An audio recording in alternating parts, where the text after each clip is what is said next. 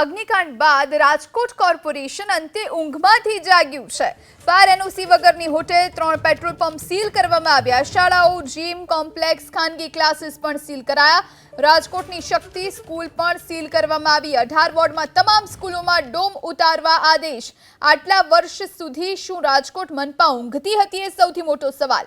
અત્યાર સુધી આવા એકમો સામે કેમ કોઈ કાર્યવાહી ન કરી? કોઈ દુર્ઘટના બાદ જ આખરે કેમ પ્રશાસન જાગે છે એ પણ મોટો પ્રશ્ન। दुर्घटना बाद ज केम अधिकारीओं ने याद आवे छे कार्यवाही? राजकोटना टीआरपी गेम जोन में अग्निकांड बाद हवे राजकोट महानगरपालिकाना अधिकारीओ छे ते जाग्या छे ने अलग अलग स्कूलोनी अंदर तपास शरू करवामां आवी छे। जे स्कूलोनी अंदर डोम छे त्यां पण आदेश करवामां आव्या छे के आ डोम तात्कालिक उतारवामां आवे। फायर सेफ्टीना साधनो छे के केम ते बाबते पण महानगरपालिकानी अलग अलग टीम छे तेमना द्वारा तपास करवामां आवी छे। ज्यां बाळको भणता होय छे ते तमाम स्कूलोनी अंदर जे वेकेशन खुले ते पहेला आ कार्यवाही करवामां आवी छे। जो महानगरपालिकाए आ कार्यवाही वेली करी होत तो खरेखर आवी जे घटनाओ बनती होय छे, दुर्घटनाओ बनती होय छे ते न बने। अहींया जे अधिकारीओ आपणी साथे जे आपणे एमनी साथे वात करवानो प्रयास करीशुं। बेन, शुं कार्यवाही तमारा वोर्डमां अत्यार सुधीमां करवामां आवी छे? आज अमे अलग अलग घणी जग्याए विजिट करेली है, जेमां फायर सेफ्टी न होय अने अथवा तो फायर सेफ्टी नु एनओसी लीधेलुं होय अने रिन्यू न होय एने अमे सील करेलुं छे। बेन, जे स्कूलोमां डोम छे एमने शुं आदेश आप्या छे? एने अत्यार हाल अमे सील ज करीए छीए। कई कई बाबतोनी तपास अत्यारे करो छो? फायरनो स्टाफ अमारो छे, एनो जे चेकलिस्ट आपेलुं छे ए नियम मुजब अमे करीए छीए।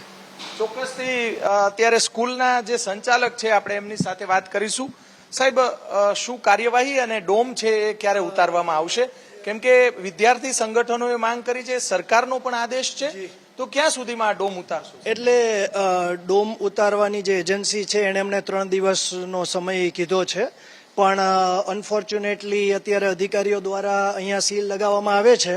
અમે રજૂઆત કરેલી કે જો તમે સીલ ન લગાવો તો અમે 3 દિવસનો સમય આપો તો અમે જે ડોમ ઉતારવાની કાર્યવાહી છે એ અમે કરી શકીએ અને જે અમારી લિમિટેશન છે એને અમે ઓવરકમ કરી શકીએ। પણ એમનું કહેવું એમ છે કે ઉપરથી સૂચના એવી છે કે અત્યારે બિલ્ડિંગ સીલ કરી દેવું।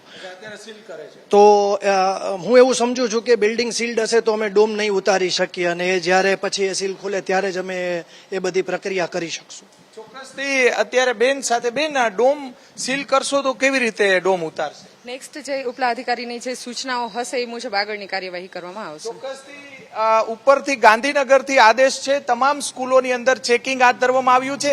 3 જેટલા પેટ્રોલ પંપ સીલ કરવામાં આવ્યા છે। રાજકોટ મહાનગરપાલિકા દ્વારા આ રીતે કાર્યવાહી જે છે તે કરવામાં આવી રહી છે। સૌથી વધારે અલગ અલગ સ્કૂલોની અંદર જે ડોમ છે, 15 કરતા વધારે સ્કૂલો છે તેની અંદર ડોમ જે એબીપી અસ્મિતા દ્વારા 2 દિવસ પહેલા અલગ અલગ સ્કૂલોએ જઈને બતાવવામાં આવ્યા હતા એ ડોમ ઉતારવાની કાર્યવાહી શરૂ કરવામાં આવી છે। ફાયર એનઓસી વગરની હોટેલ, 3 પેટ્રોલ પંપ, શાળાઓ, જીમ, શોરૂમ, આ અલગ અલગ જગ્યાઓ પર વોર્ડ ઓફિસરને આદેશ આપવામાં આવ્યા છે। અત્યારે આપણે વોર્ડ નંબર 10 ની અંદર પહોંચ્યા છીએ। જે ગેમ ઝોન છે એ પણ આ જ વિસ્તારની અંદર આવેલું છે।